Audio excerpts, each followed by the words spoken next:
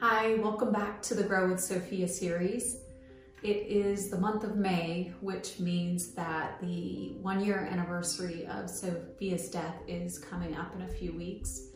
And that is a really painful time for us, so I wanted to share something beautiful, and that is Sophia's arrival into this world. I want to share the unconditional love and keep her story alive, and I thank you for allowing me to do that. I remember being wheeled into the NICU and all the beeps and the sounds, and her bed was a little bit higher, and so I had to slightly stand up from the wheelchair to see her. And in that moment, the shock that I felt from getting the news at 34 weeks pregnant instantly melted away. And I realized this is my baby, and I am going to do whatever it takes to care for her, and I'm going to be the person that she needs me to be. And from that point on, she was my everything. And she had all of my unconditional love. I was the first one to be privileged enough to be with her back in the NICU room, and I changed her diaper, and I'd never changed a diaper before. She was she was so tiny. I mean, I felt compelled to be there for her. We didn't leave her side until they made us leave the NICU room. Her eyes are closed and she's just happy right now.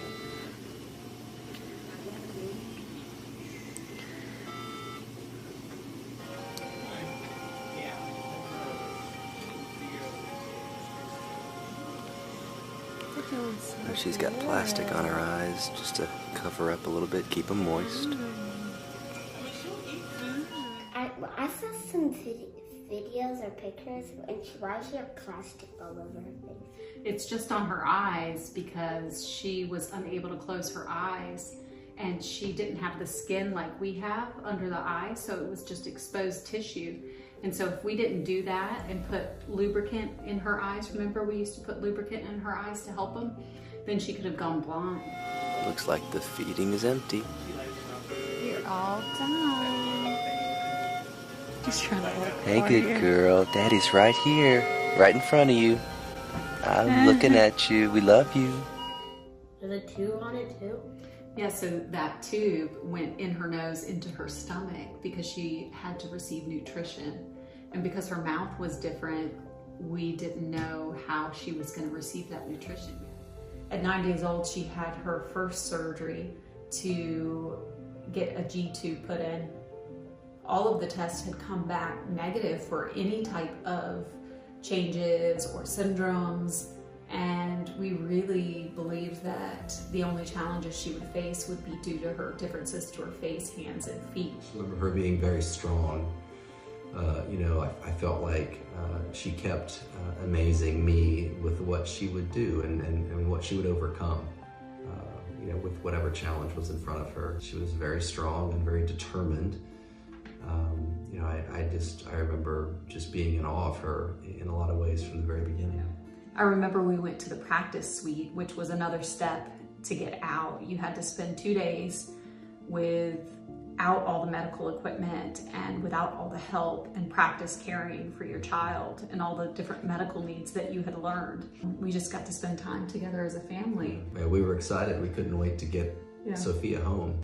We passed that test, thankfully, and I remember putting her in the car and taking her home.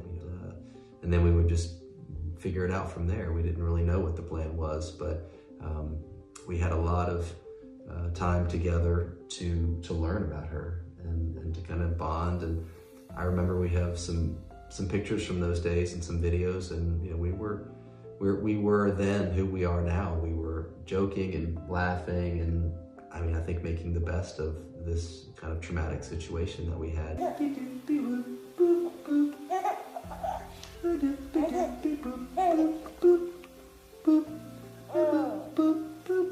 We were just in love with Sophia. She was so sweet. Hi, my name is Natalie Weaver, and welcome to the Grow with Sophia series, where we are giving you a glimpse into our lives with Sophia from birth all the way up until her 10.5 years of life.